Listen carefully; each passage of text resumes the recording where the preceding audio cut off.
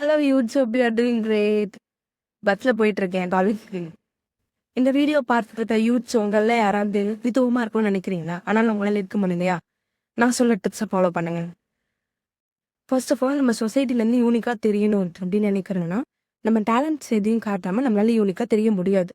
அதுக்கு நம்ம டேலண்ட்டை நம்ம ஷோ பண்ணணும்.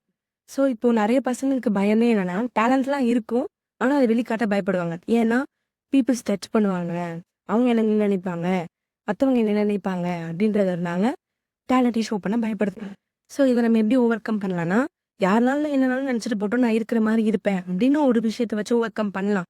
ஆனால் அது வந்து எல்லா டைமும் கரெக்டாக இருக்காது. எப்படின்னா, இப்போ நம்ம ஏதாச்சும் ஒரு தப்பு பண்ணுறோம் அப்படின்னா மேபி அடிச்சுக்கு எப்படின்னா, இப்போ நம்ம ஏதாவது ஒரு தப்பு பண்ணுறோம் 100% யாருனே கரெக்டாக இருக்க முடியாது. நம்மளே தெரியாமல் நம்ம ஏதோ ராங்காக பண்ணிகிட்டு இருக்கோம் அப்படின்னா, அஃப்கோர்ஸ் பீப்புள் சொல்கிறத வச்சு தான் நம்ம திருத்திக்க முடியும்.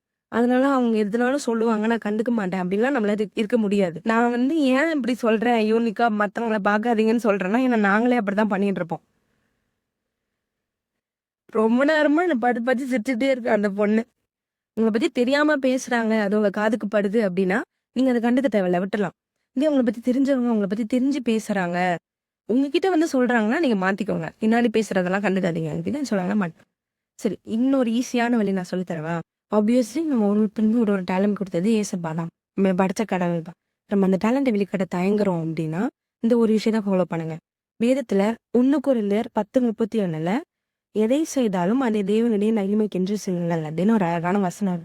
ஸோ நம்ம டேலண்ட்டை வெளிக்காட்டுறோம் அப்படின்னா, அதை வந்து கடவுளுடைய ஏசப்பாவுடைய நாமம் குளோரிஃபை ஆகணும் அப்படின்னு சொல்லி வெளிக்காட்டுறோம்னா, கடவுள் ஏசப்பாவே நம்மளை பலப்படுத்துறாரு. ஸோ நம்ம யாரை நினைச்சும் பயப்பட தேவையில்லை. யார் என்ன ஜட்ஜ் பண்ணுறான்னு நம்ம பயப்பட மாட்டோம். ஏன்னா நம்ம அந்த இடத்துல நம்ம ஏசப்பாவாக பண்ணுறோம். அதனால நம்ம பயப்படலாம். நாங்கள் இதுதான் ரீசெண்டாக பர்சனலாக ஃபாலோ பண்ணுறேன். சரி, நான் ஏன் இதை சொல்கிறேன்னா, நான் ஃபஸ்ட்டு சொன்னது தான் முன்னாடி ஃபாலோ பண்ணிட்டு இருந்தேன். ஆனால் அது வந்து கரெக்டாக வரல. நான் எப்போ எதை பண்ணாலும் ஏசப்போடைய மகிமைக்காக பண்ணணும்னு செய்ய ஆரம்பிச்சனோ, எனக்கு இப்போ யார் என்ன நினைக்கிறாங்கன்றதை பற்றி பயம். ஸோ ஃபாலோ பண்ணுங்க. நெக்ஸ்ட் வீடியோவில்